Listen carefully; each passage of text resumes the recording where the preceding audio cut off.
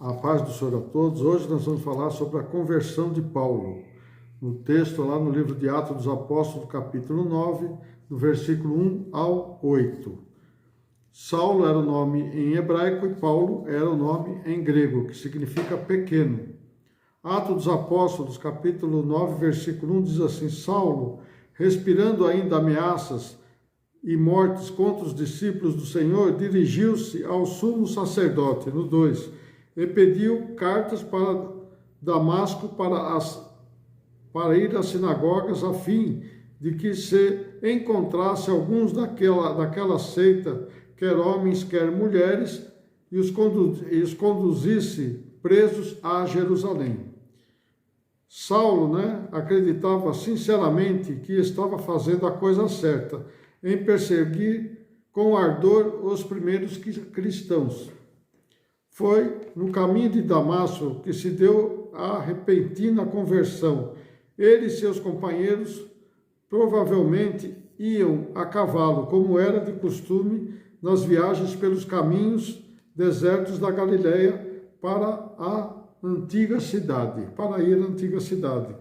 Estando perto da cidade, a cerca de meio-dia, debaixo de um sol escaldante.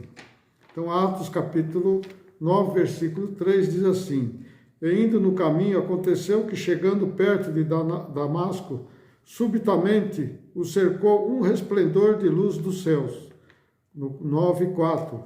E caindo em terra, ouviu uma voz que lhe dizia: Saulo, Saulo, por que me persegue? Atos dos Apóstolos, capítulo 26, versículo 12, diz assim: Sobre o que indo então a Damasco com poder e comissão dos principais da sinagoga, Atos 12, 13. E no meio-dia, ó rei, vi no caminho uma luz do céu que exercia o resplendor do sol, cuja claridade me encheu a mim e aos que iam comigo. No 14. E caindo nós todos por terra, ouvi uma voz que me falava, e em línguas hebraicas dizia: Saulo, Saulo, por que me persegues? Dura coisa é te recalcitrar contra os arguilhões. Atos 9, 5. E ele diz: Quem és tu? E disse o Senhor: Eu sou Jesus, a quem tu persegues. Duro é para te recalcitrar contra os arguilhões. Um arguilhão, essa palavra significa assim: um arguilhão é uma vara com ferrão usada para tocar uma manada de bois. Isso pode significar que Paulo já estava com problemas de consciência por causa das coisas terríveis que estava fazendo. A conversão dramática de Paulo é considerada por muitos como uma das grandes provas da validade da religião cristã, sendo a outra a ressurreição de Cristo. Esses dois acontecimentos chaves são o fundamento deste livro de Atos dos Apóstolos. Atos 22, capítulo 22. Mas antes disso, vamos só dizer que provavelmente Saulo, ele nasceu 10 anos depois da ressurreição de Cristo. Ele era mencionado quando era jovem, quando Estevão foi apedrejado. Então veja lá em Atos 7, 58, diz: expulsando da cidade, o apedrejaram, e as testemunhas depuseram as suas vestes aos pés de um jovem chamado Saulo. Então, mais ou menos isso foi bem depois do nascimento, depois que Cristo ressuscitou. Então, provavelmente Paulo ainda era muito jovem e ele não tinha um encontro ainda com Cristo, Então, foi porque Cristo tinha algo com ele, mas ele ainda não o conhecia, porque ele perseguia os cristãos. Em Atos, capítulo 22, diz assim, no 22, 6, Ora, aconteceu que indo eu já de caminho e chegando perto de Damasco, quase ao meio-dia, de repente me rodeou uma grande luz dos céus, e caiu por terra e ouvi uma voz que me dizia: Saulo, Saulo, por que me persegues? No 22, 8. E eu respondi: quem és tu? E disse-me: eu sou Jesus, o Nazareno, a quem tu persegues. No 22, 9. E os que estavam comigo ouviram em verdade a luz, e atemorizado, muito atemorizado, né? Muitos mais não ouviram a voz daquele que estava comigo, que falava comigo, né? Atos 22, 9. Dizendo que não ouviram a voz, parece contradizer a Atos 9, 7, onde Lucas registra que eles escutaram uma voz ou um som de voz, mas não compreendiam as palavras, pois eram ditos por Jesus Cristo em hebraico, porque eles eram romanos e falavam latim. Então veja bem, mesmo Paulo, alguns falam que algum texto fala que eles não ouviram, mas podia ser que eles ouviram um sussurro, mas não entendiam, porque eles, né, eram romanos e não entendiam o hebraico. E quando fala ali, alguns também falam que caíram, um fala que eles caíram todos, outro fala que só Paulo caiu, mas isso é porque, né, as pessoas, elas fazem da maneira que elas entendam, né, que elas entendem. Então, quando era Lucas e Paulo, Paulo presenciou, e Lucas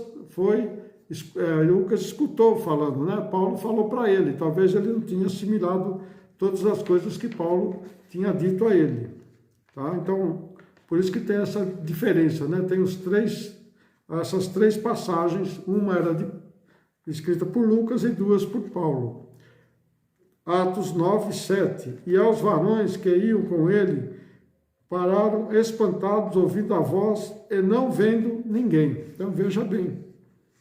Aqui fala que não ouviram, depois já em Lucas fala que ouviram a voz e não viram ninguém, porque eles não entendiam o hebraico. Saulo ficou cego pelo clarão daquela luz e é conduzido pela mão dos seus companheiros até a cidade de Damasco. Atos 9, 6. E ele, tremendo, atônito, disse: Senhor, que queres que eu faça? E disse-lhe o Senhor, levanta-te e entra na cidade, e lá te será dito o que convém fazer. No 9, 8.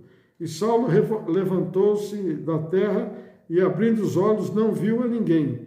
E, seguindo-o pela mão, os conduziram a Damasco. Atos 22, 11. A mesma coisa. E como eu não via por causa do resplendor daquela luz, fui levado pela mão dos que estavam comigo e cheguei a Damasco. Atos 26, 16. Levanta-te e põe-te sobre teus pés, porque te apareci por isto, para te pôr, né, por ministro e por testemunha, tanto dessas coisas que tem vistos, como das quais te apareceu ainda, né? Nem apareceu ainda. 26, 17. Livrando-te deste povo e dos gentios, a quem agora te envio. Então, você vê que já aqui Jesus já está falando o que ele deveria fazer. Né? No 26, 18 diz assim: para lhes tirarem os olhos, né? Para abrirem os olhos e das trevas os converterem à luz, e do poder de Satanás a Deus, a fim de que recebam a remissão dos pecados, de sorte entre os santificados pela fé em mim. Atos 26, 20. Antes, anunciar primeiramente aos que estão em Damasco e em Jerusalém e por toda a terra da Judéia e aos gentios que para que se convertessem a Deus, fazendo as obras dignas de arrependimento. Então, você vê que essa era a missão que Deus tinha programado para Paulo, né? Ele foi escolhido. Como era o perseguidor, ele passou agora a ser perseguido, né? Essas promessas não parecem a outros relatos de conversão de Paulo, onde Jesus promete proteção pessoal a Saulo e a sua promessa é cumprida. Essa era a missão que Cristo tinha através da sua conversão, né? A conversão de Paulo, para propagar o evangelho a todas as nações. Atos 9, 22. Saulo, porém, se esforçava muito, mas confundia os judeus que habitavam em Damasco, provando que ele era o Cristo, né? Provando que Jesus era o Cristo. Depois de Damasco, foi pregar em Jerusalém e em seguida para a Judéia, na Galileia e Samaria, pregando a todas essas igrejas o evangelho do Senhor Jesus Cristo. Atos 22 ao 31, né? Essa era a promessa que Jesus Cristo faria em sua vida. Então essa foi a promessa que Jesus fez para ele, assim que ele se converteu. Quando ele se converteu, né, e através daquela luz, apesar de ele ter ficado cego, Jesus prometeu que ele ia ser o mensageiro de Jesus sobre todo o mundo. Colossenses capítulo 1, versículo 12, diz assim: dando graças ao Pai que vos fez idôneo para participar da herança dos santos da luz. Então, essas são as três narrativas paulinas sobre a sua conversão, lá em Atos dos Apóstolos. A primeira relatada por Lucas, no capítulo 9, do versículo 1 ao 19, e as duas, primeira e a segunda, e a terceira, né, a segunda foi Lucas, a segunda e a terceira são contadas pelo próprio Paulo em seu testemunho público aos judeus e depois às autoridades. Atos 22, de 1 a 16 e Atos 26, de 12 a 20. Então essa é a conversão de Paulo. Paulo foi escolhido por Deus. Como nós também fomos escolhidos por Deus, num dado momento, né? Cada um foi escolhido de uma maneira, mas Deus sempre nos está guiando, como Ele guiou a Paulo. Mas para isso nós temos que pregar o Evangelho, nós temos que falar do amor de Cristo, e não só ficarmos ali sentados ouvindo a palavra de Deus. Nós temos que ser praticantes da palavra de Deus, não só ouvintes, mas temos que praticar tudo aquilo que o Senhor nos ensinou, como Ele ensinou a Paulo, né? Podemos dizer que Paulo depois foi o maior depois de Jesus Cristo, né? Porque Paulo, ele sabia de todas as coisas, porque o Espírito Santo estava sobre a vida dele.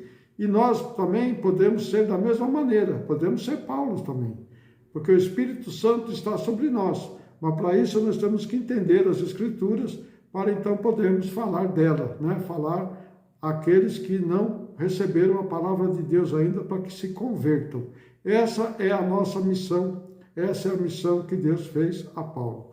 Que Deus abençoe a todos, não esqueçam de pôr seu joinha, não esqueçam aí de compartilhar com seus amigos, e você que não é inscrito, inscreva-se. E na próxima postagem nós vamos falar: Deus restaura a visão de Paulo.